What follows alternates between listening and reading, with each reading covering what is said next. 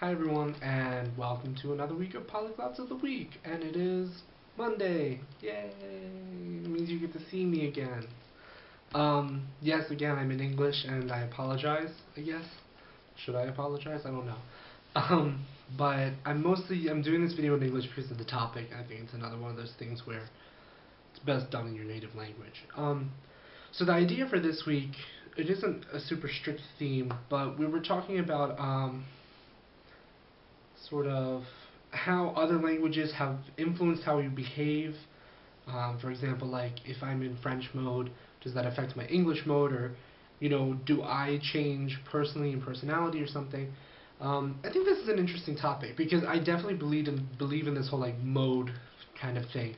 I think for really good fluent use of a language, you sort of have to stop sort of thinking in English and then translating every sentence and then letting it come out of your mouth. And you really have to just move into a mode, especially if you want really good natural sounding syntax and things, because there are just some expressions that would be weird in English or would be weird in another language, and so it's best to really sort of stay in this mode, I guess.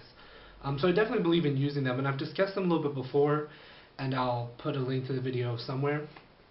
I've discussed this on my own channel, but as far as it affecting my personality or something, I think that it happens. I think it affects your voice more. Excuse me. For example, there's another blogger who speaks Spanish and French. I'm trying to remember who it is right now, but I'm blanking. And he even said, I've noticed that when Ed does his videos in Spanish or in French, his his voice is different, whether it's lower or higher. Speed is different, intonation changes, and I mean, some of it is very naturally linguistic. For example, in Russian there are sound patterns. So the natural intonation for a yes or no question may look like this, and a natural intonation for a question with a question mark will look like this, and some of them are very distinct from natural English sound patterns, to the point where some Russian speakers think that Americans speak very monotonously. How in the converse, Americans think that Russians are sort of shouting or whatever, very forceful when they speak. Really, this is just how intonation naturally happens in Russian. So I think in that idea, yes, it definitely sort of does at times affect how you speak, or maybe your intonation or whatever. I think some of it is also just experience. For example, I notice that when I speak French, I curse more. And it's not that French is a dirty language. I think it's just, so I haven't been to France. I've never lived in France, and what my university had instead were apartments, and we lived with native speakers for a year or more. And I lived for a year and a half with two different French native speakers and other French majors. And actually, during my second year, which was the full year, I did a semester, and then I went abroad, and then I came back and did a full year. I lived with a native speaker from Paris, and I lived with two other natives slash heritage speakers. One was from Senegal and came here when she was probably in middle school. The other one was from Côte d'Ivoire, and he came late high school or came just for college. So it was very much more sort of native speaker driven.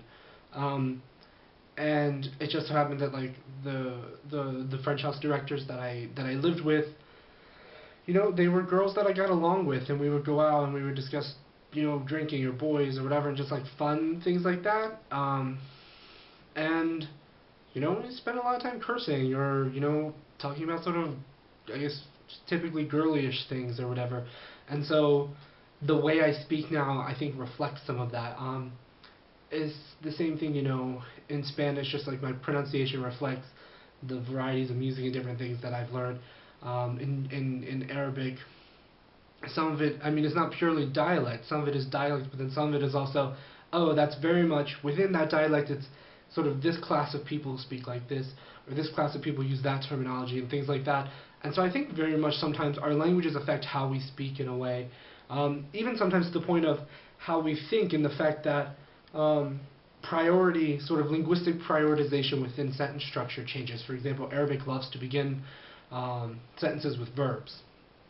And I've noticed that if I spend a lot of time in Arabic and then I flip into French, my structure and my syntax is a bit more Arabicized in a way, kind of thing. I know I definitely do it with Arabic relative pronouns.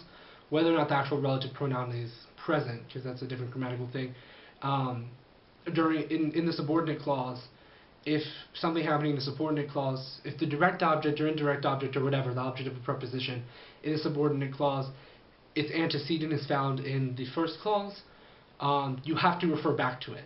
So for example, quite literally in Arabic, I would say like, oh, that's the boy that I spoke to him. And that him sounds redundant in English, but it has to be there. And I've never done it in English, and I think that's because it's my native language, but I have been known to do it in French at times. Granted, that's also sort of a part of French slang, I guess, in a way, or colloquial French. A lot of people, you repeat pronouns unnecessarily, you shove in on unnecessarily, I mean, like, j'en ai beaucoup, okay, that's fine, but like you could be like,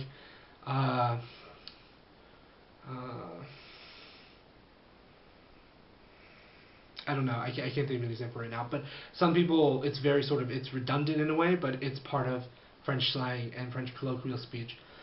So I have seen that sort of reflect back one into another and so on and so forth.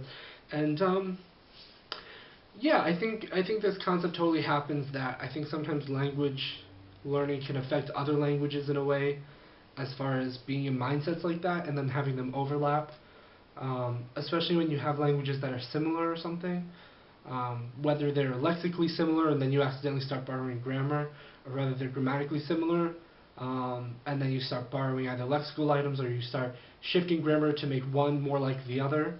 I think that happens as well.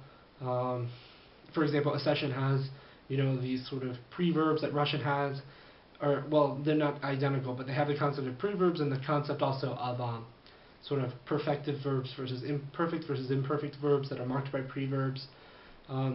But their use is slightly different. Similar, but they are different. Accession does have a wide variety of conjugation and things like that.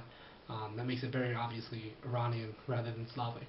I mean, but these are all just simply examples. But I think that definitely this is a possibility. And as I sort of mentioned, I think that your learning and who you learned from can also be reflected in your speech, not just sort of in accent or pronunciation, but in what slang do you use and what kind of intonation do you have. I'm sort of getting back onto more of a Tim Donor kick. I kind of got over my whole beef with him that I had after watching some more videos. And I do remember he mentioned in a video, still not a video I like very much, but he did mention about how like he learned Russian online from like these men who are Russian, and so his Russian voice tends to be deeper and more masculine sounding. And I think, I think that's completely legitimate. I learned Arabic from women, and I hung out with gay guys in Jordan, and I spent a lot of time with women in the Middle East, and so my Arabic sort of reflects that in a way. At least as far as Jordanian Arabic goes. I mean, in Lebanon they probably wouldn't know the difference, but in Jordan there's still very much this sort of binary between this is masculine speech and this is feminine speech, that can sometimes be seen linguistically. And so I think that who you learn from and who you spend time with talking can also be reflective, or reflected within your actual language abilities and in actually like how you speak and things, while other things are just part of a dialect or part of a language. Sort of the tone system of Swedish, for example. That's just part of Swedish. You find it no matter who you talk to. But how sing-songy and how much you do and like the other smaller aspects that can be shown across the language, I think can vary depending on your own learning experience. And I think they can also vary sometimes based on what other languages you know and what's more natural for you to say versus natural in another way. So I think, yeah, I think the whole, I mean, the question isn't really a specific kind of topic or theme, but this idea that, within language sort of mindsets, I guess is what you call it, you can see a personality shift, or sort of a focus in different ways, in the way you speak or in how you express yourself within the language. So yeah, I mean, it's a very sort of open topic this week. It's kind of a theme. I think overall we just kind of want to talk about the idea of language mindsets and how that affects how you speak, how it affects learning, how it affects personality, and all sorts of different things. So that's just sort of my take. Again, I did talk about this a little bit before, as far as language mindsets and being able to stay in one language and sort of build a better level of fluency in that language. So I'll link that video. But I think, there are so many subtopics to where you can discuss this, and I'd like to see what everyone else has to say. And if you guys have opinions, send us comments, make video responses, etc. I think this is a good topic that we could definitely do a lot with. So, thank you for watching, and I will see you all next week, and I hope you enjoy the rest of the videos. And, yeah, ciao.